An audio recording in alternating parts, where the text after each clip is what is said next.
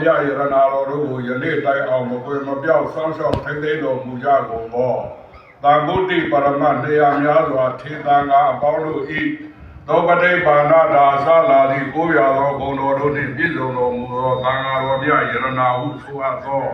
ယရနာမြတ်သုံးပါးနတ်တို့၏ဂုဏ်တော်ကျေးဇူးတော်တို့ကိုအာယုမှန်ထားလျက်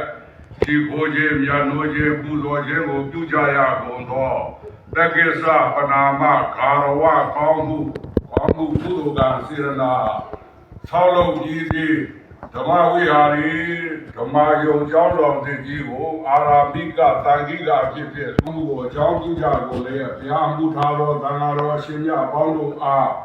ဘုရားတော်ဘုံသွမ်းအာဟာရတို့ဖြင့်ဆက်ကကိုရောပူဇော်များလိုကြောင်းဖြစ်သော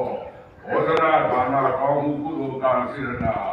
ဒီပြီးတော့စွမ်းအားရှိသလောက်လူသားကိုရောပူဇော်များလိုကြောင်းဖြစ်သောဒါနကောင်းမှုကုသိုလ်ကံစေရနာဒုရဘုံတွင်မိတိနေထိုင်ကြကုန်သော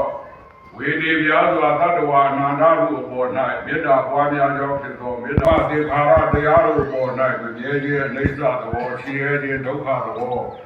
အစိုးရခြင်းအနတ္တသဘောတရားတို့ကိုလက္ခဏာရဲ့သုံးပါးတည်ပြီးဆင်ခြင်ပွားများကြောင်းဖြစ်သောဝိပဿနာဘာဝနာကြောင့်ဧဒါနယဝဝအတရေမန္တမြတို့မှ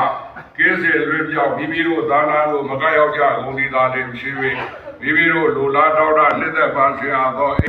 ဘဝတိုင်းဘဝပြည့်စုံကြဟူပြီးလေသောဘဝနောက်ကာလဝေအိုနာသေးမှုဘေးစုတို့ဤကေကုံရမှာမြတ်နိဗ္ဗာန်သို့လေမြစွာမျက်မှောက်ပြုလွယ်နိုင်ကြကုန်သော